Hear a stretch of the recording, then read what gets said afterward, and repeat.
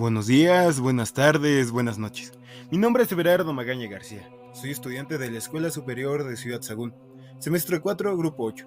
Este trabajo pertenece al mundo su literatura. Hoy vengo a narrar un fragmento de una lectura que me encanta mucho. Muerte de una asesina, de Rupert Thompson. Comenzamos. ¡Billy! ¿Estás bien? Él esperaba que fuera uno de sus compañeros de comisaría, pero la voz que hablaba desde el otro lado de la línea correspondía a Phil Saul.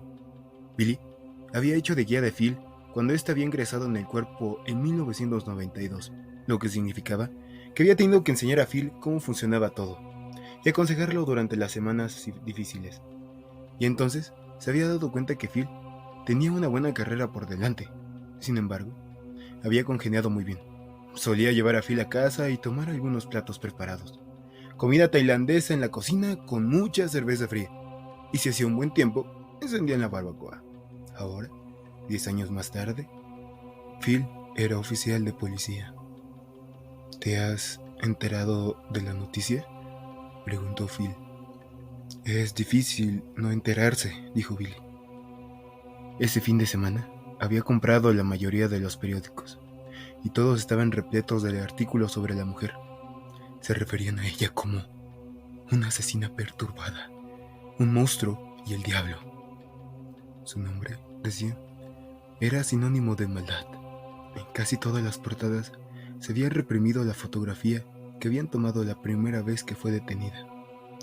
Una fotografía que había logrado captar mucho más de lo que inicialmente pretendía.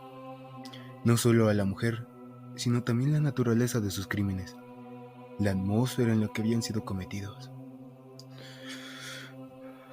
Ahí estaba, perfectamente conservada, pese a los 36 años que había pasado entre rejas.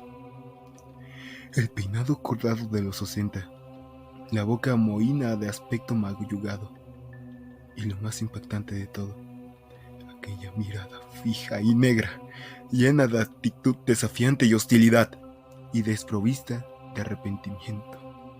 Allí estaba su novio, el psicópata de Glasgow, quien la había iniciado en el mundo de la pornografía, sadismo y asesinato. Y allí estaban las pobres víctimas, aquellas caritas que no habían llegado a ensancharse como la de ella. Aquel blanco y negro, anticuado y tosco, parecía que estuviera perdido en el tiempo, como lo estaba para sus familiares. El sábado, Sun había publicado una transcripción parcial de la cinta de 16 minutos que había sido reproducida en el juzgado. Se trataba de una grabación de una tortura que había sido sometida a uno de los niños, y había conmovido incluso al reportero más cínico.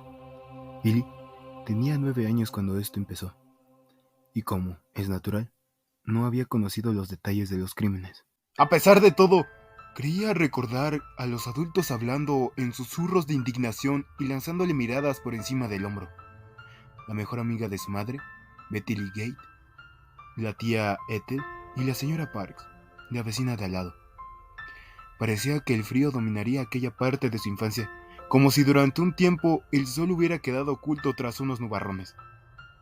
Después de leer la transcripción, Billy había ido a dar un paseo por el bosque detrás de su casa, mientras un viento frío soplaba entre los árboles, pero no había podido quitarse de la cabeza la voz de la mujer.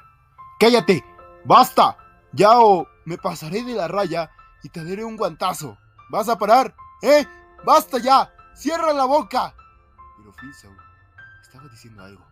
Billy oyó las palabras supervisar y operación, y entonces comprendió el motivo de la llamada de Phil. ¡Hey! Te necesitamos mañana por la noche, dijo Phil.